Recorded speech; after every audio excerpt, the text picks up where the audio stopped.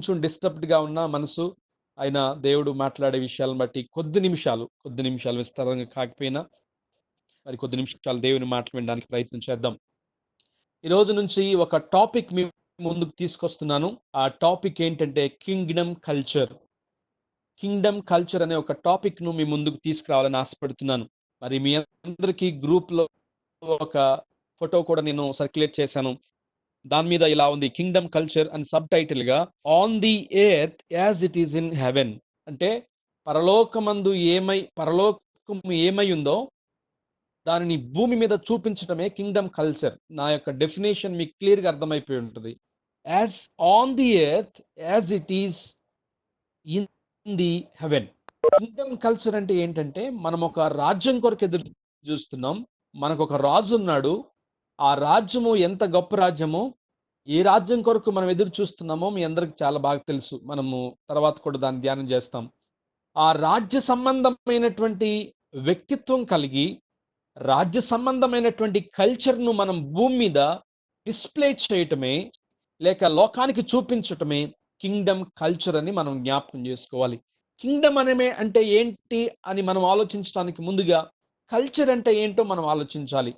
Culture అనేది కల్చురే అనే ఒక లాటిన్ భాషలోంచి వచ్చింది. దానికి ఇంగ్లీష్ ట్రాన్స్‌లేషన్ ఏంటంటే టు టెండ్, లేక టు టిల్, లేకపోతే టు కల్టివేట్ అనే ఒక ఇంగ్లీష్ అర్థాలు ఇవ్వబడుతున్నాయి. అంటే మనము తెలుగులో ఈ కల్చర్ అనే మాటను సంస్కృతి అని మనము వాస్తవానికి ట్రాన్స్‌లేట్ చేసుకున్నాం. మనం పిలుచుకుంటున్నాం సంస్కృతి. కానీ వాస్తవానికి ఆచారం ఇది. లేక దీన్ని ఇంకా కొంచెం సింప్లిఫైడ్‌గా మనం మార్చుకోవాలంటే, మనకు సోషల్ కల్చర్ ఉంది. లేక లోకల్ కల్చర్స్ ఉన్నాయి. అలాగే రిలీజియస్ కల్చర్స్ ఉన్నాయి. అలాగే ఫ్యామిలీ కల్చర్స్ ఉన్నాయి. ఇలా మాట్లాడుకుంటూ పోతే ప్రతి అణువణువున కూడా కల్చర్స్ అనేవి మనకు కనిపిస్తూ ఉంటాయి. మీరు, మీరు పెరిగిన కుటుంబంలో మీకున్న వాల్యూస్‌ని బట్టి, మీ తల్లిదండ్రులు మీకు బోధించిన దాన్ని బట్టి ఒక కల్చర్ అనేది మీకు అలవడింది కదా! మీ మీ సిబ్లింగ్స్ నలుగురైనా, ఐదుగురైనా, ఆరుగురైనా, ఇద్దరైనా మీరు వేరు వేరు ప్రాంతాల్లో విస్తరించి ఉన్నా. మీ ఇద్దరిలో కొన్ని కామన్ పాయింట్స్ ఉన్నాయి. కామన్ హాబిట్స్ ఉన్నాయి. కామన్ వాల్యూస్ ఉన్నాయి. కామన్ బిహేవియర్స్ ఉన్నాయి. దాన్ని క్యారీ ఔట్ ద కల్చర్ అని అంటారు.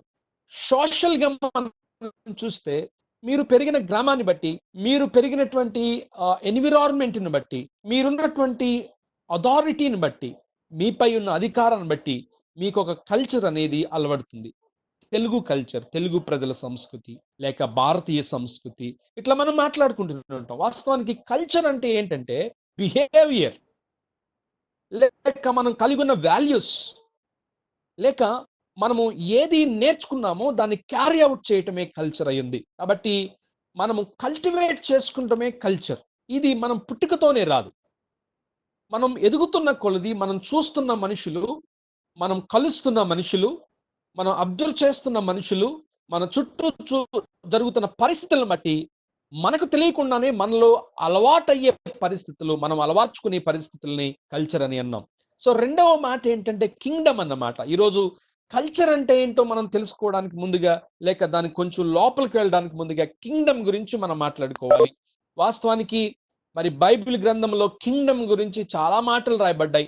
దాదాపుగా 162 చోట్ల ద కింగ్డమ్ ఆఫ్ గాడ్ అన్న మాట రాయబడింది. దేవుని రాజ్యం అన్నమాట. యేసుక్రీస్తు ప్రభువారు మత్తయి సువార్త 3వ అధ్యాయంలోనే మొట్టమొదటిగా నోరు తెరిచి ప్రసంగిస్తూనే ఆయన దేవుని రాజ్యము సమీపించుచున్నది, మారు మనసు పొందుడి అన్న మాట దేవుని రాజ్యం అనే మాటతోనే ప్రారంభించారు. అలాగే సినాప్టిక్ గాస్పెల్స్‌లో 4 సువార్తల్లో మనం చూసినప్పుడు దాదాపు 86 చోట్ల కింగ్డమ్ ఆఫ్ గాడ్ అన్న మాట ఉపయోగించడం జరిగింది. What is Kingdom of God? మనము దేవుని రాజ్యం గురించి ఆలోచిస్తున్నప్పుడు, దేవుని రాజ్యాన్ని మనము వింటున్నప్పుడు అది ఆల్రెడీ వచ్చేసిందా? లేక ప్రస్తుతం ఉందా? లేక రాబోతుందా? అన్న ప్రశ్న చాలా ఉంది. చాలామంది అంటారు, యేసు ప్రభు వచ్చాడు, రాజ్యాన్ని స్థాపించాడు, రక్తం కార్చాడు కాబట్టి సంఘమే దేవుని రాజ్యము అంటున్నారు చాలామంది. చాలామందేమో ఆల్రెడీ వచ్చేసారు. ఆల్రెడీ దేవుని రాజ్యం వచ్చేసింది అని అంటున్నారు కొంతమంది. ఎందుకంటే యేసు ప్రభువారు Kingdom of God is at the hand అని చెప్పి అన్నారు కదా! ఆయన రాజ్యం వచ్చేసింది అన్నారు. కొంతమంది ఏమో లేదు లేదు ఇంకా రాలేదు, కింగ్డమ్ ఆఫ్ గాడ్, దేవుని రాజ్యం రాబోతుంది అని చెప్పి ప్రకటన గ్రంథం 21 అధ్యాయాన్ని బట్టి అంటున్నారు. చాలా కొంచెం మనం బ్రాడ్ మైండెడ్గా సమయం తీసుకుని ఆలోచించడానికి, ఈ కాన్సెప్ట్ను క్లియర్గా అర్థం చేసుకోవడానికి ప్రయత్నం చేద్దాం. సో బైబిల్ గ్రంథంలో చాలా రిఫరెన్సెస్ చాలా చోట్ల దేవుని రాజ్యం గురించి వాడబడినట్లుగా మనం చూస్తున్నాం. వాస్తవానికి యేసుక్రీస్తు ప్రభు వారి యొక్క ప్రసంగాల్లో, లేక యేసుక్రీస్తు ముందుకు పంపబడిన దూత బాప్టిస్మ్ ఇచ్చిన యోహాను ప్రసంగాల్లో కూడా మనం చూసినప్పుడు, అంతకంటే ముందు ఓల్డ్ టెస్ట్మెంట్ లో కూడా దేవుని రాజ్యం గురించి దానియేలు ప్రవచించడం 4:3 ఆ తర్వాత హబకుక్ గ్రంథంలో, యోవేలు గ్రంథంలో, ఇలా మైనర్ ప్రాఫిట్స్ లో 2-3 గ్రంథాల్లో దేవుని రాజ్యం గురించి ప్రస్తావించబడినట్లుగా మనం చూస్తున్నాం. ప్రాముఖ్యమైన అంశం ఏంటంటే దేవుని రాజ్యము ఎలా ఉండబోతుంది, దానిలో ఎవరు ఉండబోతున్నారు, దాని యొక్క చుట్టుకొలత ఎంత, దాని పరిమాణం ఎంత, దాని గురించి ఏ రీతిగా మనం అర్థం చేసుకోవాలో మనము కొంచెం పరిశీలనగా 1-2-3 రోజులు మనము టైం తీసుకుని ఈ టాపిక్ గురించి ఆలోచించడానికి అందరం కలిసి నేర్చుకోవడానికి ప్రయత్నం చేద్దాం. సో కింగ్డమ్ కల్చర్ అనే టైటిల్ ఇవ్వడంలో నా ప్రధానమైన ఉద్దేశం ఏంటంటే, ఆ రాజ్యం ఏమై ఉందో మనం తెలుసుకుని ఆ విలువలను కలిగి, లేక ఆ యొక్క ప్రవర్తన కలిగి, ఆ ఉద్దేశాన్ని కలిగి ఈ భూమి మీద మనం జీవించడమే కింగ్డమ్ కల్చర్ యొక్క వర్తమానంలోని ప్రాముఖ్యమైన అంశం. So reflecting what that Kingdom is all about on the earth. అర్థమైంది ఈ మాట? ఆ రాజ్యం ఏమైందో మనం తెలుసుకుని, రాజ్యంలో ఏముండబోతుందో మనం తెలుసుకుని, ఆ రాజు ఏమై ఉన్నాడో మనం తెలుసుకుని, దానిని పోలిన వారంగా, ఆ కింగ్డమ్ సిటిజన్స్ గా ఈ లోకములో మనం జీవించి ఆ వాల్యూస్ ను ఈ లోకములో రిఫ్లెక్ట్ చేయటమే ఈ వర్తమానంలోని ప్రాముఖ్యమైన అంశం. దేవునికి స్తోత్రం. దేవుడి ఈ లోకములో మనల్ని పెట్టిన ఉద్దేశం కూడా అదే. మనం ఆ రాజ్యానికి నిర్దేశించబడ్డాం. అట్ ద సేమ్ టైం ఈ లోకంలో కూడా మనం చేయాల్సిన పని ఎంతైనా ఉంది. పరలోక రాజ్య పౌరులుగా, పరలోక రాజ్య సంబంధమైనటువంటి స్వాస్థ్యము కలిగిన వారంగా, ఆ విలువలు కలిగిన వారంగా, ఆ ప్రవర్తన కలిగిన వారంగా, అనేక మందికి మాదిరికరంగా, అనేక మందిని ప్రభు వైపు తిప్పే వారంగా మనం ఉండాలని ప్రభు ఆశపడుతున్నట్లుగా మనం జ్ఞాపకం చేసుకోవాల్సినటువంటి వారమైన మత్తయి సువార్త 6:33 ఆయన రాజ్యమును, ఆయన నీతిని వెతకమని యేసుక్రీస్తు ప్రభువారు స్పష్టంగా మనం సెలవిస్తుంది. Seek the kingdom of God. ఏంటి ఆయన రాజ్యాన్ని వెతకటం అంటే? ఆయన రాజ్యం ఏంటో మనం తెలుసుకోగలిగితే ఆయన రాజ్యాన్ని గురించిన ఆలోచన, అపేక్ష కలిగి మనం జీవించగలుగుతాం. ఉదయం మనం లేచినప్పుడు దేవుని రాజ్యం గురించి మనం ఆలోచిస్తాం. యేసుక్రీస్తు శిష్యులు ప్రభుని మరి ప్రార్థన గురించి నేర్పమని అడిగినప్పుడు ప్రభువారు నేర్పిన ప్రార్థన, పరలోకమున్న మా తండ్రి నీ రాజ్యము వచ్చును గాక అని నేర్పాడు. ఏంటి రాజ్యం రావడం ఏంటి?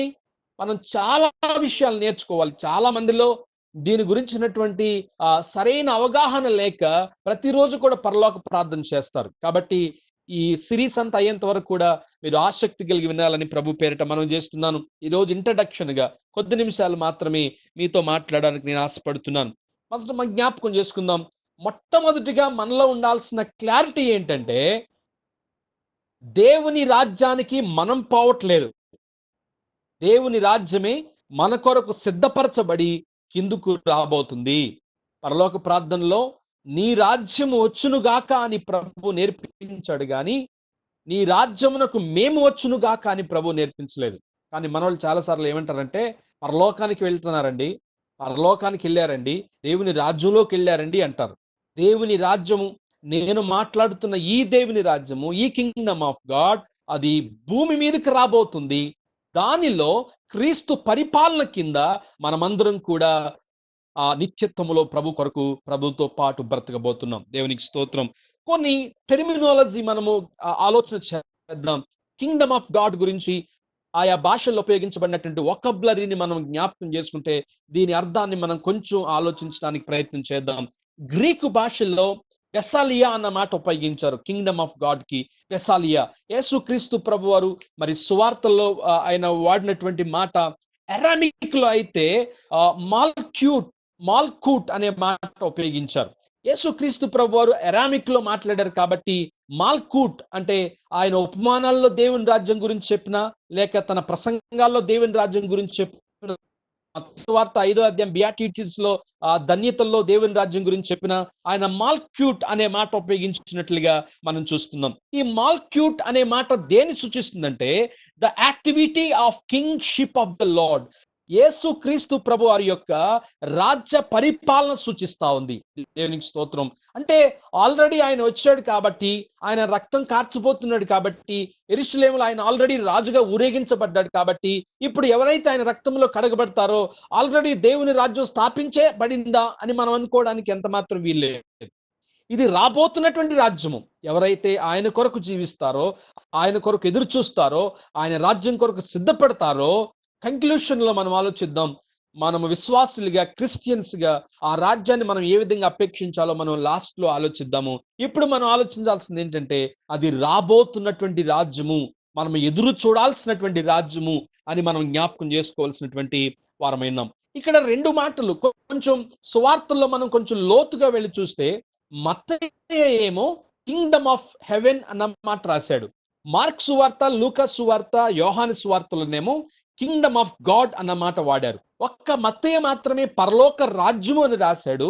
ఇతర 3 గ్రంథకర్తలేమో దేవుని రాజ్యం అన్నారు. అంటే పరలోక రాజ్యము, దేవుని రాజ్యము ఒకటేనా అంటే ఒకటే. ఈ 2 కూడా పర్యాయ పదాలు అని మనం జ్ఞాపకం చేసుకోవాలి. పరలోక రాజ్యము ఎక్కడో లేదు. మనము ముస్లిం సోదరులను జ్ఞాపకం చేసుకుంటే వాళ్ళ కాన్సెప్ట్ లో కూడా ద కింగ్డమ్ ఆఫ్ గాడ్ అనేది ఉంది. హైందవుల్లో అయితే కింగ్డమ్ ఆఫ్ గాడ్ అనే కాన్సెప్ట్ లేదు. వాళ్ళకంతా రీసైకిల్ బర్త్ కదా. భగవద్గీత ప్రకారము ఈ జన్మలో మీరు ఈ పని చేస్తే మంచిగా పడతారు, లేకపోతే చెడు పని చేస్తే ఇలా పడతారు, ఈ రకమైనటువంటి కాన్సెప్ట్. కానీ ముస్లిమ్స్ లో అయితే 7 ఆకాశాలు ఉన్నాయి. 7వ ఆకాశంలో హదీద్ అనే ఒక ప్రాంతంలో వాళ్ళ యొక్క రాజ్యం స్థాపించబోతుంది. వాళ్ళ ఫాదర్ అయినటువంటి ఇబ్రహీం ఆ యొక్క రాజ్యానికి రాజుగా ఏలబోతున్నాడని చెప్పి ఖురాన్లో రాసి ఉంది. సో బిబ్లికల్ గా మనం జ్ఞాపకం చేసుకుంటే మరి యోహాను సువార్తలో మత్తయి సువార్తలో మాత్రము ఆయన పరలోక రాజ్యం అని ప్రస్తావించబడ్డాడు.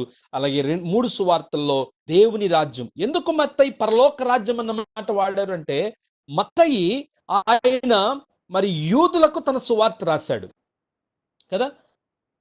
యూదులకు ఆయన సువార్త రాశాడు కాబట్టి యూదులు దేవుడు అనే పదం వాడరు, లేక దేవుడు అనే పదం వాడటము వాళ్ళు ఎట్లాంటి ఇన్సెక్యూర్ గా ఫీల్ అవుతారు.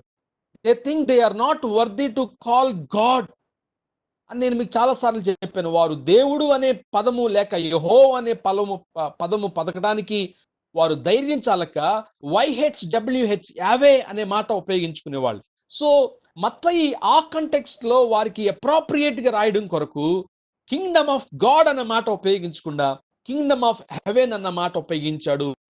అదే ఈ 2 మాటలు ప్రధానమైనటువంటి వ్యత్యాసం అని మనం జ్ఞాపకం చేసుకోవాలి. కానీ మార్క్ సువార్తలో, మత్తయి సువార్తలో, అలాగే ఎఫెసీ పత్రికలో నేను కొన్ని రిఫరెన్సెస్ చెప్తాను. ఒకవేళ మీరు కొంతమంది రాసుకుంటే రాసుకోండి. కింగ్డమ్ ఆఫ్ క్రైస్ట్ అన్న మాట కొన్ని చోట్ల ఉపయోగించబడింది. కింగ్డమ్ ఆఫ్ క్రైస్ట్ మార్క్ సువార్త 1:14లో, అలాగే లూకా సువార్త 4:43లో కింగ్డమ్ ఆఫ్ క్రైస్ట్ అన్న మాట ఉపయోగించబడింది.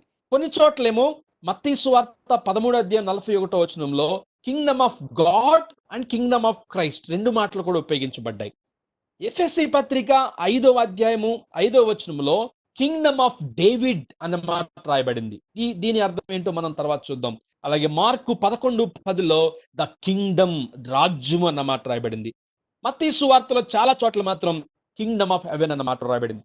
ఇప్పుడు నేను చెప్పినటువంటి ఈ రిఫరెన్స్ అన్నీ కూడా కింగ్డమ్ ఆఫ్ గాడ్ సూచిస్తున్నటువంటి రిఫరెన్స్ అని మనం జ్ఞాపకం చేసుకోవాలి. కాబట్టి బైబిల్ గ్రంథంలో చాలా చోట్ల మరి దేవుని రాజ్యము గురించి చాలా చోట్ల రాయబడి ఉంది. సో దేవుని రాజ్యం ఏమై ఉంది, what is the nature of the kingdom of God, దాన్ని మనం ఏ విధంగా అర్థం చేసుకోవాలి, ఏ రీతిగా అర్థం చేసుకుంటే ఆ రాజ్యం కొరకు మనం అపేక్ష కలిగి ఉండగలం అని మనం జ్ఞాపకం చేసుకోవాలి. మరలా మీకు అమెరికా ఉదాహరణ చెప్తున్నాను, నేను కూడా చెప్పాను కదా. సో ఎవరైనా అమెరికా వెళ్ళొచ్చారనుకోండి, ఎవరైనా అమెరికా వెళ్తున్నారనుకోండి, వెళ్ళొచ్చిన వాళ్ళ దగ్గరికి వెళ్ళి కూర్చుని అమెరికాలో ఎలా ఉండబోతుంది, అక్కడ ఫుడ్ ఎలా ఉంటుంది, లేకపోతే అక్కడ సిస్టమ్ ఎలా ఉంటుంది, అక్కడ పరిస్థితులు ఎలా ఉంటాయి, అక్కడ జాబ్స్ ఎలా ఉంటాయి, అక్కడ హౌసెస్ ఎలా ఉంటాయి, అన్ని కనుక్కుంటాం కదా. మనం కూడా మనము నిత్యత్వంలో బ్రతకబోతున్న దేవుని రాజ్యం ఎలా ఉండబోతుందో, దాని యొక్క నేచర్ ఏంటో, అక్కడ ఉండాలి అంటే మనం ఏ రీతిగా సిద్ధపడాలో ఈ వర్తమానం అంతట్లో మనము రాబోతున్న 1-2 రోజుల్లో మనం నేర్చుకుందాం. కాబట్టి ఈ రోజు ఇంట్రడక్షన్గా వాట్ ఈస్ కింగ్డమ్ అనే పాయింట్ గురించి మనం ఆలోచిస్తున్నాం. చూడండి, ఏంటి ఆయన రాజ్యము అంటే, పైన నేను ఇచ్చినప్పుడు వరకు చెప్పిన రిఫరెన్స్ అన్ని కూడా మనం గమనిస్తే 3 రకాల నిర్వచనాలు నేను మీతో చెప్తాను. అదేంటంటే, the rule of Christ on the earth, భూమి మీద క్రీస్తు యొక్క సర్వాధికారము స్థాపించబడబోతున్నటువంటి రాజ్యం అది. దేవునికి స్తోత్రం. అదేంటి పాస్టర్, దేవుని రాజ్యం పైన ఉందని అనుకుంటున్నాం కదా, మరి మీరు మళ్ళీ భూమి మీద అంటున్నారేంటి అనుకోవచ్చు. ఆఖరిలో నేను చెబుతాను, అది రాబోతున్న దినము. మనము ప్రకటన గ్రంథం 21:2 చూస్తే, పెండ్లి కుమారుని కొరకు అలంకరించబడినటువంటి వధువు వలె నూతన యెరూషలేము దిగి వచ్చుట నేను చూచితిని అని యోహాను భక్తుడు అంటున్నాడు. అంటే ఆ పరలోక రాజ్యము లేక దేవుని రాజ్యము భూమి మీదకి దిగి రావడం మనం చూస్తున్నాం. ఎస్కటాలజీ నేను చెప్పినప్పుడు మీరు ఎవరైనా విని ఉంటే, నేను చెప్పాను ఎస్కటాలజీలో వైట్ థ్రోన్ జడ్జ్మెంట్ అయిన తర్వాత ఎటర్నిటీ స్టేజ్ స్టార్ట్ అవుతుంది. ఎటర్నిటీ స్టేజ్ ఏంటంటే, ఎవరైతే పాపులుగా ఉన్నారో వారు అల్టిమేట్ గా నిత్య నరకాగ్ని గుండంలోనికి త్రోసివేయబడబోతున్నారు. ఎవరైతే ప్రభువుని యందు నిరీక్షణ ఉంచి ప్రభు యందు విశ్వాసం ఉంచిన వారు ఉన్నారో వారు ఆ ఎటర్నిటీలో, ఆ రాబోతున్నటువంటి నూతన యెరూషలేము పట్టణములో దేవుని రాజ్యములో వారు నిత్యత్వము దేవునితో పాటు ఉండబోతున్నారు. దానియేలు గ్రంథము 7:4 ఆయన రాజ్యము శాశ్వతమైన రాజ్యము, ఆయన పరిపాలన నిరంతరము నిలుచుని అని దానియేలు మరి ప్రవక్తగా మాట్లాడుతున్నాం. చాలా సార్లు చెప్పాను, దానియేలు గ్రంథం 7 నుంచి ఆఖరి వరకు, అలాగే రెవరేషన్ లో చాలా ఇన్సిడెంట్స్, చాలా ప్రవచనాలు ప్రొఫెటిక్ వర్డ్స్ గా ఉన్నాయి. అందుకని బైబిల్ కాలేజెస్ లో మరి అపోలోజెటిక్స్ ఈ యొక్క యుగాంతాన్ని బోధిస్తున్నప్పుడు దానియేలు రెవల్యూషన్ 2 కలిపి బోధిస్తారు. ఎందుకంటే దానియేలు గ్రంథం 7 నుండి ఆఖరి వరకు, అలాగే ప్రకటన గ్రంథం కూడా మనం జ్ఞాపకం చేసుకుంటే అంతము గురించి, యుగాంతం గురించి, యుగాంతమందు జరగబో సంభవాల గురించి చాలా క్లియర్ గా రాసి ఉన్నట్లుగా మనం చూస్తున్నాం. దేవునికి స్తోత్రం కలుగును గాక. సో మొట్టమొదటి నిర్వచనం ఏంటి దేవుని రాజ్యానికంటే, భూమి మీద క్రీస్తు రాజ్యము సర్వాధికారముతో స్థాపించబడబోతున్నటువంటి రాజ్యం అది. దేవునికి స్తోత్రం. రెండవదిగా ఏంటంటే, ఆయన రాజ్యము అని మనం మాట్లాడుకుంటున్నప్పుడు ఆయనే రాజు అయి ఉన్నాడని మనం జ్ఞాపకం చేసుకుంటున్నాం. ఆయన మాత్రమే రాజు, ఇంకెవరు రాజు కాదు. కొలస్సీ పత్రికలో రాయబడిన మాట, సమస్తమును ఆయన ద్వారా, ఆయన మూలముగా, ఆయన కొరకు సృజించబడి. ఎందుకు ఆయన కొరకే? సమస్తమును సృజించబడింది ఆయన కొరకు, సమస్తమును రిడీమ్ చేసింది ఆయన, సమస్తమును యాలబోతుంది కూడా ఆయన. కాబట్టి ఆ కింగ్డమ్ ఆఫ్ గాడ్ లో కింగ్ ఎవరో మనం జ్ఞాపకం చేసుకోవాలి. క్రీస్తే రాజు అయినటువంటి వాడిగా ఉన్నాడు. దేవునికి స్తోత్రం. ఆయనే రాజు కదా, ఆయనే రాజుగా దేవుని లేఖనాల్లో మనము జ్ఞాపకం చేసుకుంటున్నాం. మనము ఇంకా ఆలోచిస్తా ఉన్నప్పుడు దేవుని రాజ్యానికి చాలా చోట్ల అనేక నిర్వచనాలు ఇవ్వబడినట్లుగా మనం చూస్తున్నాం. చూడండి, కొలస్సీ పత్రిక 1:13 మరి పౌలు భక్తుడు రాస్తూ స్పిరిచువల్ లైఫ్ లో దేవుని రాజ్యం గురించి ఒక మాట జ్ఞాపకం చేస్తున్నాడు. చూడండి, ఆ మాట చదివితే మీకు మరొక అనుమానం రావచ్చు. మీరు ఎప్పుడో రాబోతుంది దేవుని రాజ్యం అంటున్నారు, కానీ పౌలు ఏంటి ఆల్రెడీ వచ్చేసిందని చెప్తున్నాడు అంటున్నారు. చూడండి, కొలస్సీ పత్రిక 1:13 ఆయన మనలను అంధకార సంబంధమైనటువంటి అధికారములో నుండి విడుదల చేసి తాను ప్రేమించిన తన కుమారుని యొక్క రాజ్య నివాసులునిగా చేయును కాదు, చేసెను. ఇది దేని గురించి మాట్లాడుతా ఉన్నాడు దేవుడు?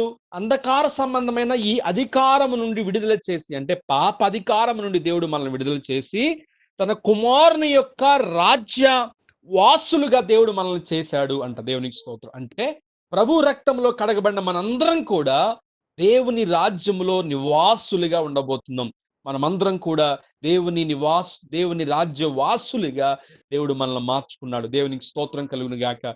ఇట్లా పత్రికలో కానివ్వండి, లేక సువార్తల్లో కానివ్వండి, అనేక వాక్య భాగాలు మనం గమనించినప్పుడు ఒక్కొక్క వాక్యములో ఒక్కొక్క రీతిగా, ఒక్కొక్క నిర్వచనం ఆ దేవుని రాజ్యం ఏవోబోతుంది అని మనం ఆలోచించగలుగుతున్నాం. కాబట్టి స్పిరిచువల్ లైఫ్ లో, ఆత్మీయ జీవితంలో దేవుని రాజ్యము ఏమై ఉంది, లేక మనము ఆధ్యాత్మికంగా వెలిగించబడిన తర్వాత, క్రీస్తుని అంగీకరించిన తర్వాత, దేవుని రాజ్య సంబంధమైనటువంటి మన జీవితము భూమి మీద ప్రారంభించబడింది అని మనం జ్ఞాపకం చేసుకోవాలి. దేవునికి స్తోత్రం.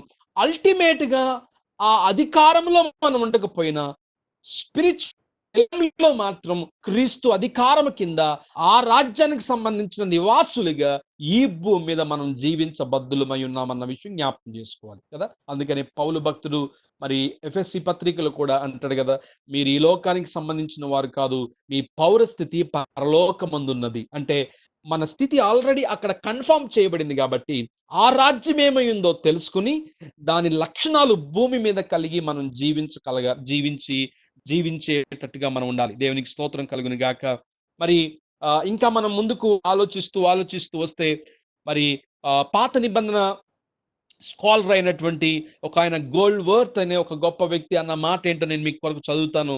ఆయన దేవుని రాజ్యాన్ని ఈ విధంగా సింప్లిఫై చేసి డిఫైన్ చేశాడు. ఈ మాట చదివితే దేవుని రాజ్యం ఏంటో మనకు క్లియర్‌గా అర్థమవుద్ది. ఆయన అన్న మాట ఏంటంటే, God's people in a God's place under God's rule.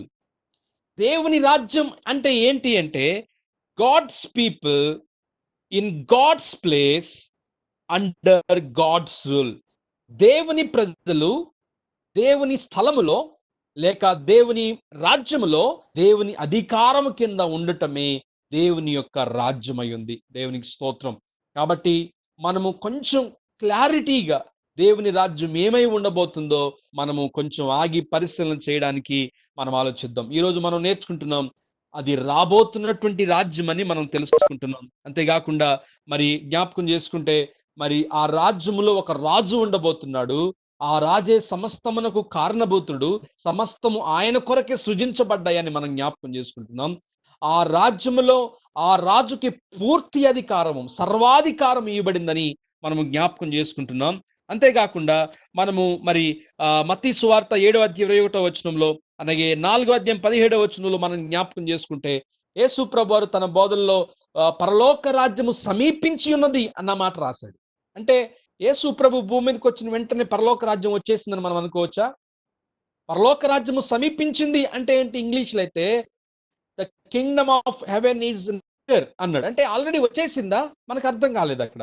మీరేమో ఎప్పుడో రాబోతుంది అంటున్నారు. యేసు ప్రభు ఏమో సమీపించింది అంటున్నాడు. ఏంటి అని మీరు అనుకోవచ్చు.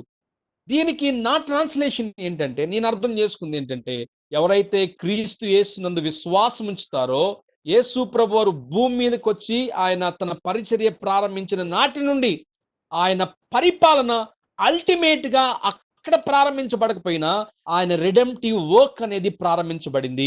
ఇప్పుడు ఎవరైతే ఆ విమోచన కార్యం కిందకి వస్తారో వాళ్ళందరూ కూడా క్రీస్తు రాజ్య వాసులుగా దేవుడు మార్చే పనిలో ఉన్నాడు. దేవునికి స్తోత్రం. సో అల్టిమేట్‌గా ఆ రిలమ్ లేకపోతే ఆ రెయిన్ ఆ పీరియడ్‌లో మనం ఉండాలి అంటే ఇప్పుడు మనము దేవుని యొక్క రాకడ కొరకు సిద్ధపడాలి. అంతేకాకుండా ఆయన రక్తములో మనం కడగబడాలి.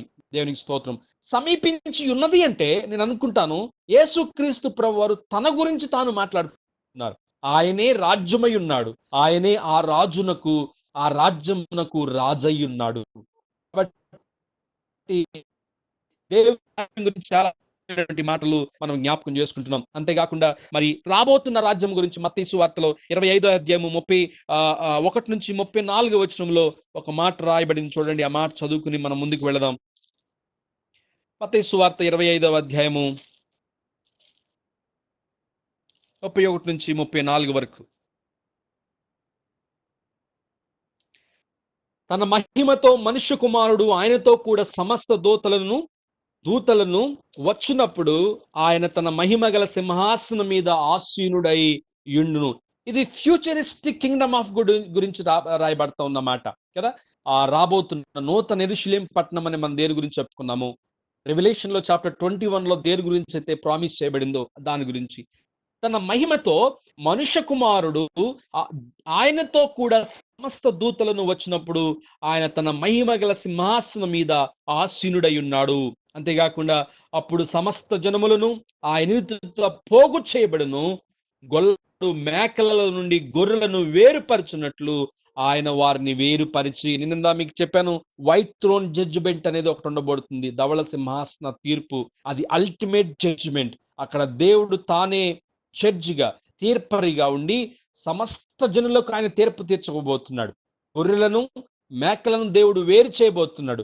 గొర్రెలేమో నిత్యత్వంలోకి వెళ్తాయి, మేకలేమో నిత్య నరకంలోకి వెళ్తాయి. ఇప్పుడు మనం జ్ఞాపకం చేసుకోవాల్సిన మాట ఇక్కడ ఈ 3 వచనాల్లో 31వ వచనం నుంచి 34వ వచనం వరకు చూస్తే ఇక్కడ రాజు గురించి రాయబడతా ఉంది. ఆయన సింహాసనం మీద ఆసీనుడై ఉండబోతున్నాడు. అలాగే కాకుండా సమస్త జనములు ఆయన ఎదుట పోగు చేయబడుతున్నాయి. సమస్త జనములు ఆయన ఎదుట పోగు చేయబడుతున్నాయి. మనం జ్ఞాపకం చేసుకున్నాం.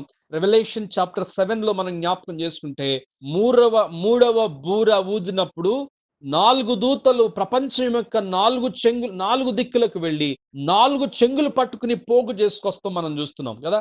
రెవల్యూషన్ చాప్టర్ 7లో మూడవ బూర ఊదిన తర్వాత ఇక్కడ ఈ దూత మరి అన్ని జనములను పోగు చేసుకొస్తుందంట. గొల్లవాడు మేకలలో నుండి గొర్రెలను వేరుపరిచినట్లు ఆయన వారిని వేరుపరిచి తన కుడి వైపున గొర్రెలను ఎడమ వైపున మేకలను నిలవబెట్టును. అప్పుడు రాజు తన కుడి వైపున వారిని చూచి, నా తండ్రి చేత ఆశీర్వదించబడిన వారులారా రండి, లోకము పుట్టినది మొదలుకొని మీ కొరకు సిద్ధపరచబడిన రాజ్యమును స్వతంత్రించుకొనుడి. ఇప్పుడు చూడండి, దేవుని రాజ్యం గురించి ఇక్కడ మరొక లక్షణం మనకు కనిపిస్తుంది. లోకం పుట్టినది మొదలుకొని ఈ రాజ్యము దేవుని కొరకు ఉన్నట్టు ప్రజల కొరకు సిద్ధపరచబడుతుందంట. హల్లెలూయా. అంటే ఎప్పుడు ఇది స్టార్ట్ అయింది? ఈ పట్టణము లేక దేవుని రాజ్యము సిద్ధపరచబడటం ఎప్పుడు స్టార్ట్ అయిందంటే సృష్టి ఆరంభంలోనే స్టార్ట్ అయింది. లోకము పుట్టినది మొదలుకొని చూడండి, మీ కొరకు సిద్ధపరచబడిన రాజ్యమును స్వతంత్రించుకొనుడి అని మాట్లాడుతున్నాడు. అలాగే తర్వాత మరి నేను ఆకలి గొంటిని మీరు నాకు భోజనం పెట్టితిరి, దప్పిగొంటిని నాకు దాహం ఇచ్చితిరి, పరదేశినయుంటి నన్ను చేర్చుకుంటురి, దిగంబరినయుంటిని నాకు బట్టలిచ్చితిరి, రోగినయుంటిని నన్ను చూడవచ్చితిరి, చెరసాలలో ఉంటిని నా యొద్దకు వచ్చితిరని చెప్పుచు అందుకు నీతిమంతులు, ప్రభు ఎప్పుడు నీవు ఆకలి గొంట చూచితివి నీకు ఆహారం ఇచ్చితిమి, నీవు దప్పికొని చూచి ఎప్పుడు దాహం ఇచ్చితిమి, ఎప్పుడు పరదేశమైండుట చూచి నిన్ను చేర్చుకుంటుమి, దిగంబరమైండుట చూచి బట్టలిచ్చితిమి అని వాళ్ళు ప్రభువుని అడుగుతా ఉన్నప్పుడు అందుకు రాజు, మిక్కిలి అల్పునైన ఈ నా సహోదరులలో ఒకనికి మీరు చేసితిరి గనుక నేను నాకు చేసితిన నిశ్చయముగా మీతో చెప్పుచున్నానని వారితో అనెను. ఇప్పుడు కుడివైపు ఉన్నటువంటి మనలాంటి వారి కొరకు, ప్రభు రక్తంతో కడగబడిన వారి గురించి, దేవుని రాజ్యం కొరకు సిద్ధపడుతున్న వారి గురించి ప్రభు చెప్తున్న మాట ఎంత అద్భుతమైన మాట మనం జ్ఞాపకం చేసుకోవాలి. అంటే ఆయన రాజ్యంలో ఉండాలంటే మనము ఏ లక్షణాలు కలిగి ఉండాలో కూడా ఈ వచనాల్లో ప్రభు స్పష్టంగా మాట్లాడుతున్నాడు. చూడండి, ఈ 5-6 వచనాల్లో రాజు గురించి మాట్లాడుతున్నాడు, అలాగే రాజ్యం గురించి మాట్లాడుతున్నారు, రాజ్యంలో ఎవరు ఉండబోతున్నారో కూడా స్పష్టంగా మాట్లాడుతున్నారు. కుడివైపు ఉన్నటువంటి ప్రజలు, వారికి నీతిమంతులు అని తర్వాత వచనాల్లో కూడా పేరు పెట్టి దేవుడు ఇచ్చినట్లుగా మనం చూస్తున్నాం. మీరు ఆకలి కొన్నప్పుడు నా ఆకలి తీర్చారు, నేను దాహం కొన్నప్పుడు నాకు నీళ్ళు ఇచ్చారు, నేను పరదేశినై ఉన్నప్పుడు నన్ను చేర్చుకుని నాకు ఆతిథ్యం ఇచ్చారు, నేను దిగంబరనై ఉన్నప్పుడు నాకు వస్త్రం ఇచ్చారు. వీళ్ళు అడిగారు, నీవు మా ఇంటికి ఎప్పుడు వచ్చావయ్యా? మీకెప్పుడు మేము భోజనం పెట్టాం? మీకెప్పుడు మేము దాహం ఇచ్చాం? మీకెప్పుడు మేము బట్టలు కొన్నామంటే మీరు నాకు చేయలేదు. ఈ మిక్కిలి అల్పులైనటువంటి ఈ నా సహోదరులకు మీరు చేసితిరి గనుక నాకును చేసినట్లే. దేవునికి స్తోత్రం. ఇప్పుడు అర్థం చేసుకోండి, కరోనా గురించి మన చుట్టుపక్కల ప్రాంతాల్లో చాలా మంది భోజనం లేకున్నారు, చాలా మంది అల్పులైనటువంటి వారిగా ఉన్నారు, చాలా మంది భయంకరమైనటువంటి పరిస్థితిలో ఉన్నారు. ఇప్పుడు దేవుని రాజ్యములో మనము మన స్థానం సంపాదించుకోవాలి అంటే ఆ కుడి వైపు ఉన్నటువంటి వారి వల్లే మనము ఉండాలి అంటే ఏం చేయాలి? మనము ఆకలి తీర్చే వారంగా ఉండాలి, దాహమిచ్చే వారంగా ఉండాలి, వస్త్రం ఇచ్చే వారంగా ఉండాలి, అనేకులను చేర్చుకుని ఆతిథ్యం ఇచ్చే వారంగా ఉండాలి. ప్రభు చెప్పిన మాట, మిక్కిలి అల్పులైన ఈ నా సహోదరులకు మీరు చేస్తారు గనుక నాకును చేసినట్లే. ఇక్కడ అద్భుతమైనటువంటి నిర్వచనం కింగ్డమ్ ఆఫ్ గాడ్ గురించి మనం చూస్తున్నాం. రాజు గురించి రాయబడింది, రాజ్యం గురించి భూమి పునాది వేయబడిన దగ్గర నుంచి మీ కొరకు సిద్ధపరచబడుతున్నటువంటి రాజ్యం అంట. ఎంత అద్భుతమైన మాట. అలాగే కుడివైపున ఉన్నటువంటి ప్రజలు ఎవరో కూడా రాయబడింది. అలాగే చూడండి, ఇంకా 41వ వచనం దగ్గరికి వచ్చేటప్పటికి అప్పుడు ఆయన ఎడమ వైపునున్న వారిని చూచి శపించబడిన వారులారా, ఆ పైన ఏమన్నాడు? నీతిమంతులారా అన్నాడు. కిందేమో శపించబడిన వారులారా, నన్ను విడిచి అపవాదికిను వాని దూతలకు సిద్ధపరచబడిన నిత్యాగ్నిలోనికి పోవుడి.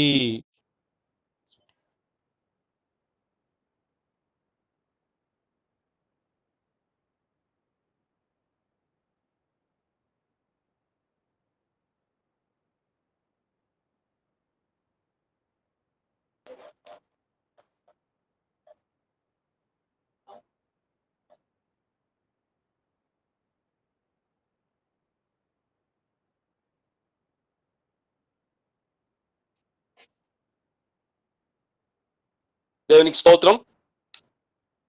చిన్న అంతరాయం, ఫోన్ మార్చాల్సి వచ్చింది.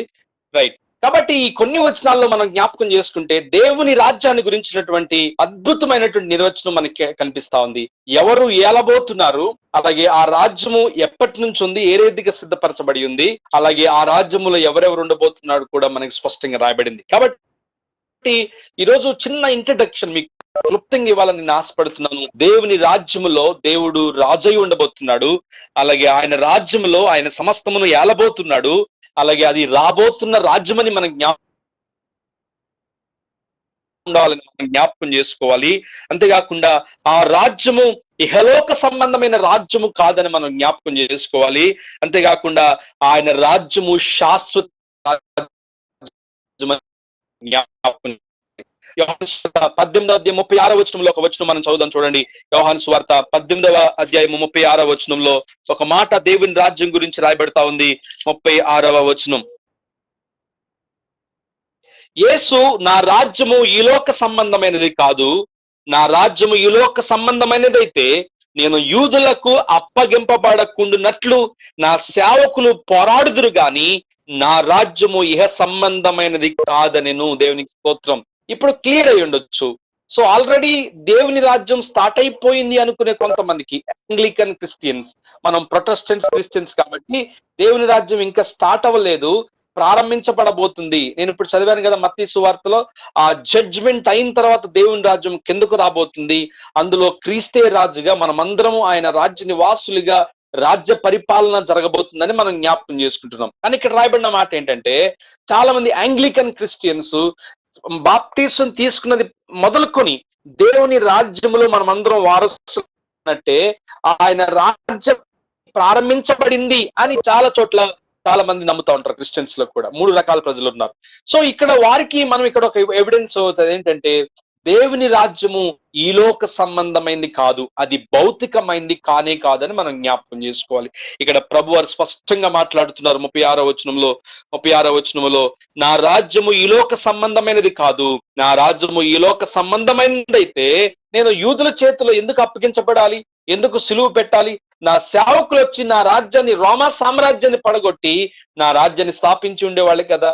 నా రాజ్యం ఇహలోక సంబంధమైంది కాదు అని ప్రభు వారు మాట్లాడుతున్నట్లుగా మనం జ్ఞాపకం చేసుకుంటున్నాం. కాబట్టి దేవుని రాజ్యం ఏమై ఉందో, దేవుని రాజ్యంలో దేవుడు ఏమై ఉండబోతున్నాడో మనం ఈ రోజు పరిశీలన చేసాం. దేవుని రాజ్యంలో ఎవరెవరు ఉండబోతున్నారు, ఆ కల్చర్ ఏమై ఉండబోతుంది, మనము రేపు ఎల్లుండే వర్తమానాల్లో మనం పరిశీలన చేద్దాం.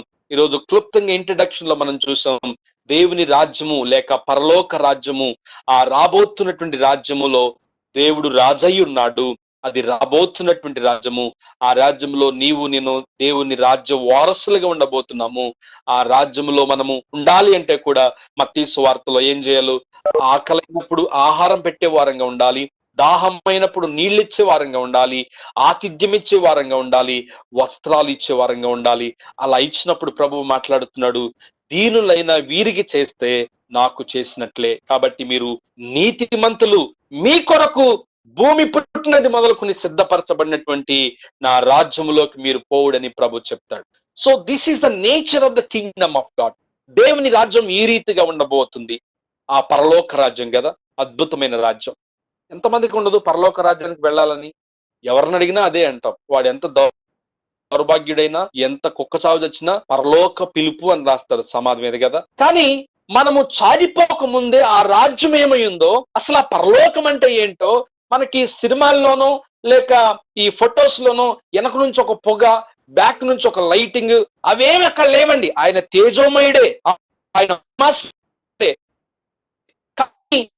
రాజ్య పరిపాలనలోకి మనం వెళ్ళిన తర్వాత ఆయన మనం చూడబోతున్నాం, ఆయన ప్రక్కనే మనం కూర్చోబోతున్నాం, ఆయనతో మనం సంభాషించబోతున్నాం, ఆయన మనల్ని కౌగలించుకుంటాడంట. అంటే ఇది ఎంత పర్సనల్ గా ఉండబోతుందో మనం అర్థం చేసుకోవాల్సినటువంటి వారమైనాం. కాబట్టి ఈరోజు క్లుప్తంగా దేవుని రాజ్యం ఏమై ఉందో నేను మీతో మాట్లాడను. రేపు దేవుని రాజ్యము యొక్క కల్చర్ ఏమై ఉందో మాట్లాడుకుందాం. తద్వారా మనము ఆ కల్చర్ ను భూమి మీద రిఫ్లెక్ట్ చేయాలంటే ఏ విధంగా ఉండగలో కూడా మాట్లాడుకుందాం. కాబట్టి దేవుని రాజ్యమే మన గమ్య స్థానము. ఆ రాజ్యమును వెతకటమే ఈ లోకంలో దేవుడు మనకు పెట్టినటువంటి పని. మరలా ఒకసారి మనం జ్ఞాపకం చేసుకుందాం. మత్తయి సువార్తలో, seek we first the kingdom of God and his righteousness, then everything shall be added unto you. మొదట ఆయన రాజ్యమును, ఆయన నీతిని వెదుకుడి. ఆయన రాజ్యాన్ని మనం వెతికే వారంగా ఉండాలి. ఆయన రాజ్యం గురించి తెలుసుకునే వారంగా ఉండాలి. Kingdom of God, Kingdom of God, పరలోక రాజ్యం, పరలోక రాజ్యం అని పదే పదే చెప్పుకుంటాం. కానీ అసలు ఆ పరలోక రాజ్యం ఎక్కడుంది, అది ఏమై ఉండబోతుంది, లేఖనాల్లో డిఫరెంట్ టెర్మినాలజీ యొక్క ఉద్దేశం ఏంటి అని మనం స్పష్టంగా చదువుకుని దాని గురించిన జ్ఞానం కలిగి ఉండి ఆ దేవుని రాజ్యం కొరకు సిద్ధపడే వారంగా మనం అందరం ఉందాం. కాబట్టి ఈ రోజు ఇంట్రడక్షన్ లో దేవుని రాజ్యం ఏమై ఉందో మనం కొంచెం స్పష్టంగా తెలుసుకున్నాం.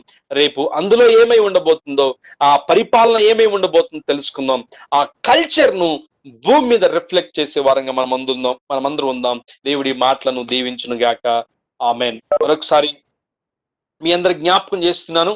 నేను ఇందాక చెప్పినటువంటి 2 ప్రార్థన అవసరతల కొరకు దయచేసి మీ ప్రార్థన, మీ కుటుంబ ప్రార్థనలో, అలాగే మీ యొక్క వ్యక్తిగత ప్రార్థనలో జ్ఞాపకం చేసుకోండి. చిన్న ప్రార్థన చేసుకుని మనం ఈ డివోషన్ ముగించుకుందాం. పరిశుద్ధుడైన మా ప్రియ తండ్రి, ఈ సాయంత్రం వేళ నీ వాక్యాన్ని ధ్యానించే కృపను, ఈ మాటలు వినే భాగ్యాన్ని మా అందరికి ఇచ్చినందుకే నీకు స్తోత్రాలు. పదే పదే పరలోక రాజ్యం గురించి, దేవుని రాజ్యం గురించి మేము మాట్లాడుకుంటున్నా. దేవుని రాజ్యం ఎక్కడుంది, దేవుని రాజ్యం ఏమై ఉంది, దేవుని రాజ్యంలో ఏం జరగబోతుంది అన్న ప్రశ్నలు మా మనసులో ఉన్నాయి. ఈ వాక్యం చేత కొన్ని విషయాల ద్వారా మాకు నాయన మా అనుమానాలు నివృత్తి చేయడానికి మీరు ఇష్టపడినందుకే మీకు స్తోత్రాలు. ఇంకా రాబోతున్న దినాల్లో ఈ యొక్క టాపిక్ మీద మేము ఇంకా విస్తారంగా నీ మాటలు వినడానికి సహాయం చేయండి. అటు రీతిగా నీ సేవకుడిని మీరు ప్రభువా మీకు స్తోత్రాలు. ఈ వాక్య సంబంధమైనటువంటి సందేహాలు మాలో లేకుండా నాయన నీ రాజ్యం ఏమై ఉండబోతుందో నాయన దాని గురించి పూర్తిగా తెలుసుకున్న వారమై నిత్యము నీ రాజ్యము కొరకు ఎదురు చూసే వారంగా, అపేక్షించే వారంగా, ఆతృత కలిగి జీవించగలిగినట్లుగా సహాయం చేయండి. ఈ కార్యక్రమంలో పాల్గొన్న ప్రియులందరినీ మీరు దీవించండి, ఆశీర్వదించండి ప్రభువానికి స్తోత్రం. ఎవరు ఏ బలహీనతతో ఉన్నారో, ఎవరు ఏ ఇబ్బందులతో ఉన్నారో, ఎవరు ఏ సమస్యలతో ఉన్నారో ఎరిగిన దేవుడు ప్రభువా, నీ సమాధానము, క్షేమము, దీవెన, ఆశీర్వాదము ప్రతి కుటుంబంపై మెండుగా మీరు ఉంచమని వేడుకుంటున్నాం ప్రభువా, మీకు స్తోత్రాలు. ఈ సమయాన్ని మాకు దీవెనకరంగా ఉంచినందుకే నీకు స్తోత్రాలు. ఇదిగో నాయన తండ్రి, ఇదిగో మా గ్రామంలో చనిపోయిన పెద్దనాన్న గారు, చర్చిల్ గారి కొరకు, వారి కుటుంబం కొరకు, వారి పిల్లల కొరకు ప్రార్థన చేస్తున్నాం ప్రభువా. ఆయన కనీసం వెళ్ళి చూసుకోలేని పరిస్థితుల్లో కూడా మేమందరం ఉన్నాం. ఆయన కుటుంబాలన్నిటిని మీరు ఆదరించండి, ఓదార్చండి. ఆయన ఇదిగో తండ్రి, జరుగుతున్న ఫ్యూనరల్ కార్యక్రమాన్ని బట్టి మీరు మహిమ పొందమని ప్రార్థన చేస్తున్నాను తండ్రి. ఇదిగో అలాగే సిస్టర్ కవిత కొరకు ప్రార్థన చేస్తున్నాం. ఆయన మీరు ఇచ్చిన గర్భఫలం కొరకు మీకు స్తోత్రాలు. కానీ మరి ఈ రిపోర్ట్స్ లో ఆమెకి HIV పాజిటివ్ వచ్చింది తండ్రి. నీకు అసాధ్యమైంది లేదు ప్రభువా. నీ రక్త ప్రోక్షణ జరిగించి ఆ బిడ్డను మీరు స్వస్థపరచమని, 9 మాసాలు నిండిన తర్వాత చక్కని ప్రసూతిని ఆ బిడ్డకు అనుగ్రహించమని ప్రార్థన చేస్తున్నాం. ఆ బిడ్డ చుట్టూ నీ కాపుదలు మీరు అనుగ్రహించి మీరే నాయన నీ ఆశ్చర్యమైన కార్యం ఆ బిడ్డ జీవితంలో జరిగించండి.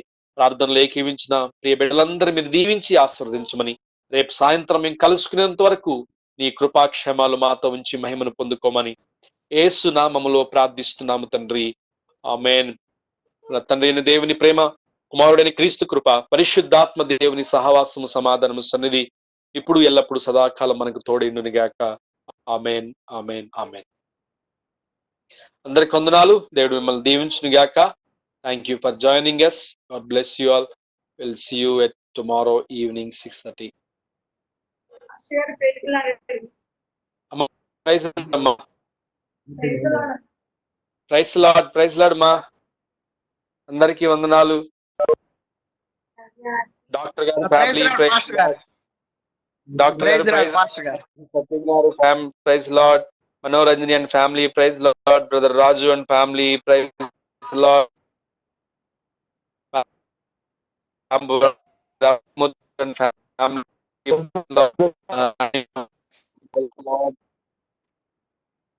and Venkateswara garu and family, praise Lord. KJ sister and family, praise Lord. Online lo unnarandaru kuda praise Lord. Thank you very much. Praise Lord Pastor garu. Praise Lord andi, praise Lord Venkateswara garu.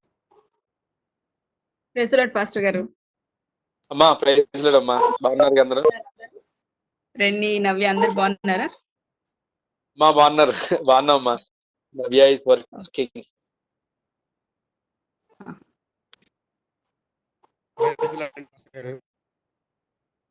Praise Lord అండి.